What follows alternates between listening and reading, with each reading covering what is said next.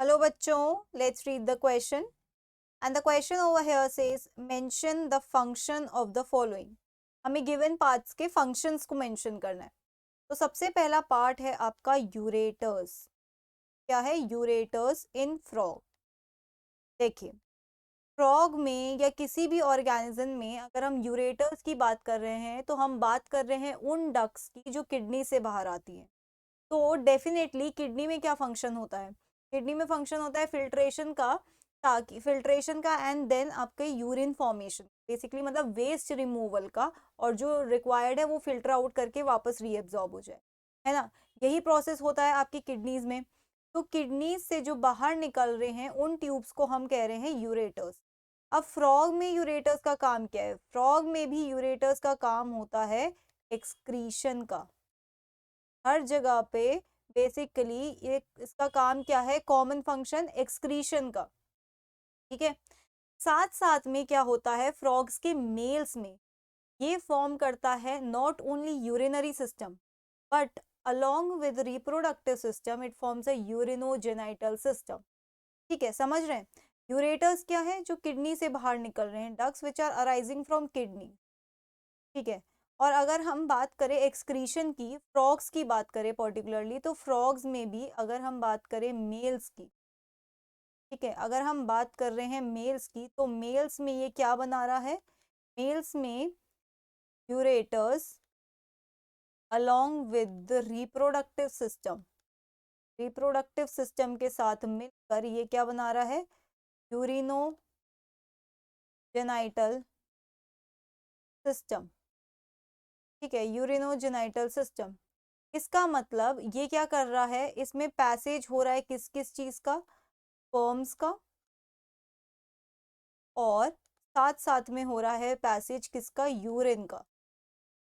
Okay. और ये दोनों ही एक ही ओपनिंग से खुलेंगे, मतलब एक ही ओपनिंग से स्पर्म्स ही पास आउट होंगे और यूरिन भी पास आउट होंगे, जिसे हम कहेंगे क्लोएका. तो मेल्स में एक स्ट्रक्चर प्रेजेंट है क्लोएका, जो कॉमन ओपनिंग है आपके डाइजेस्टिव सिस्टम की, आपके रिप्रोडक्टिव सिस्टम की और यूरिनरी सिस्टम. तो यूरिनरी सिस्टम और आपका रिप्रोडक्टिव सिस्टम मिलकर यूरिनोजेनाइटल सिस्टम बना रहे हैं. तो जो आपका यूरेटर है वो क्या बन रहा है? Common passage. Common passage sperms के लिए भी और यूरिन के लिए. वहीं पे अगर हम बात कर रहे हैं फीमेल्स की, अगर हम यहाँ पे बात करते हैं तो फीमेल्स में क्या है? ये यूरिनोजेनाइटल सिस्टम नहीं बना रहा. यूरेटर्स सिर्फ किसके पैसेज के लिए है? यूरेटर्स सिर्फ यूरिन के पैसेज. ओके. तो ये फंक्शन है इसका फ्रॉग्स में. नेक्स्ट पार्ट में हमें बोला है मेल्पीजियन टिब्यूल्स का फंक्शन बताना है, राइट. नेक्स्ट पार्ट में मेल्पीजियन टिब्यूल्स. तो जो आपकी मेल्पीजियन टिब्यूल्स हैं वो एक्चुअली में प्रेजेंट होती हैं. मेल्पीजियन टिब्यूल्स आपकी प्रेजेंट होती है किस ऑर्गेनिज्म में? अर्थवॉर्म्स में, सॉरी आपके कॉकरोचेस में. तो जो आपकी मेल्पीजियन टिब्यूल्स हैं ये कहाँ प्रेजेंट है? ये प्रेजेंट है आपके कॉकरोचेस के, कॉकरोचेस में, और कॉकरोचेस के digestive system. Cockroach digestive system. और डाइजेस्टिव सिस्टम में भी कहाँ पे पर्टिकुलरली? पर्टिकुलरली ये प्रेजेंट है आपके junction of midgut and hind gut. और इनका फंक्शन क्या है? अगर आप इनके फंक्शन की बात करो तो इनका फंक्शन भी एक्सक्रीशन है और ऑस्मो रेगुलेशन. ठीक है, इनका फंक्शन भी क्या है? Excretion and osmo regulation. Osmo regulation मतलब जो आपके हाइंड गट और मिड गट है उसके बीच में बहुत सारी ट्यूब्स निकल रही है, ब्लाइंड ट्यूब्स. ये क्या बनाती है? आपकी around 100 to 150 blind tubes arise होती हैं. कहाँ से? कहाँ से? आपके इस जंक्शन से. और इनका काम होता है एक्सक्रीशन का और ऑस्मो रेगुलेशन. ये आर्थ्रोपोड्स में मिलती हैं. पर्टिकुलरली अगर हम कॉकरोच के डाइजेस्टिव सिस्टम को अच्छे से स्टडी करते हैं तो हमें पता चल जाएगा. नेक्स्ट पार्ट में हमें पूछा है बॉडी वॉल इन अर्थवॉर्म. बॉडी वॉल इन अर्थवॉर्म. अब एक अर्थवॉर्म की बॉडी वॉल के क्या क्या फंक्शंस होते हैं। सबसे पहले तो जो बॉडी वॉल है उसमें क्या क्या प्रेजेंट है। बॉडी वॉल में प्रेजेंट है सबसे बाहर की लेयर, आउटर मोस्ट से हम जा रहे हैं इनर की तरफ, ठीक है। तो यहाँ पे आपके सबसे बाहर की तरफ है क्यूटिकल, क्यूटिकल के बाद आता है एपिडर्मिस, ठीक है। एपिडर्मिस के नीचे आपकी प्रेजेंट है एक लेयर जिसको हम क्या कह रहे हैं, मस्क्यूलर लेयर,